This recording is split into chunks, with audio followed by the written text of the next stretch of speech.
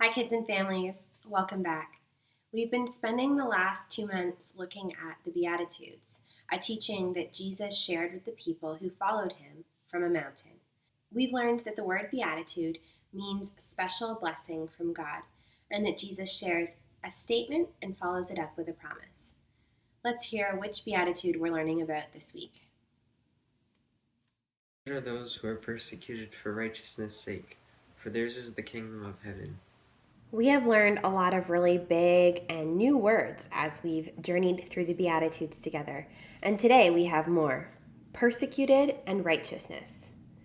Righteousness is a word that we talked about a couple weeks ago when we did the Beatitude, blessed are those who hunger and thirst for righteousness' sake, for they will be filled. We talked about righteousness being more than just doing the right thing or saying the right thing.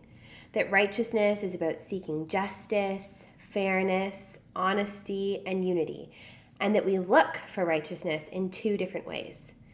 Inwardly, as we seek to follow Jesus as children of God, and outwardly, as we seek justice for those who have not been treated fairly. Seeking righteousness is about all of the places and ways things need to be made right again. Jesus wants our world to be a place where people are living good lives, not just for themselves, but for people around them. And seeking God's justice means that we make sure everyone has what they need. So righteousness is about seeking justice, taking care of others, and fairness. Persecution is the other part of our word puzzle.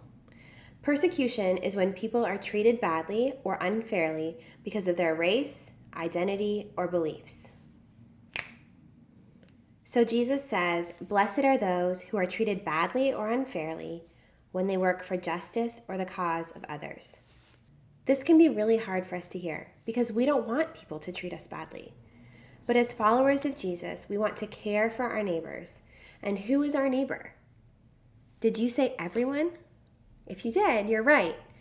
We want to love and care for everyone. And so, as peacemakers, which Natasha shared with us last week, we look for ways to bring wholeness and wellness to others and make sure that all of their needs are being lovingly met. Did you know Jesus faced persecution during his time on earth? One time when Jesus was teaching in the synagogue, he saw a woman who had not been able to stand up straight for 18 years. Can you imagine being bent over for 18 years?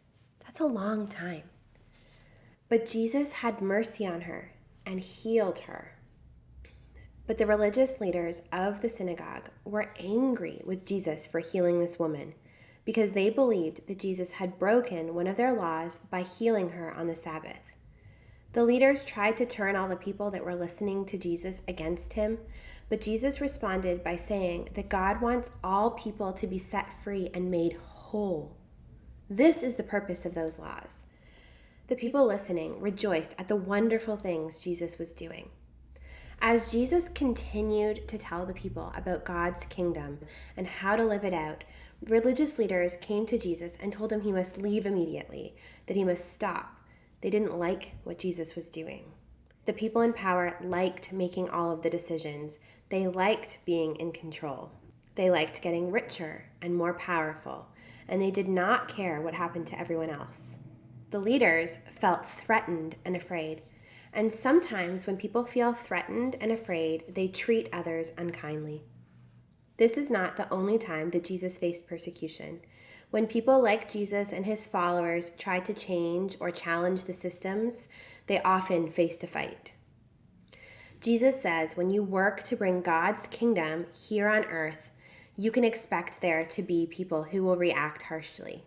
Even though it's really hard to face and experience, Jesus told his followers that persecution is a normal part of living out God's love.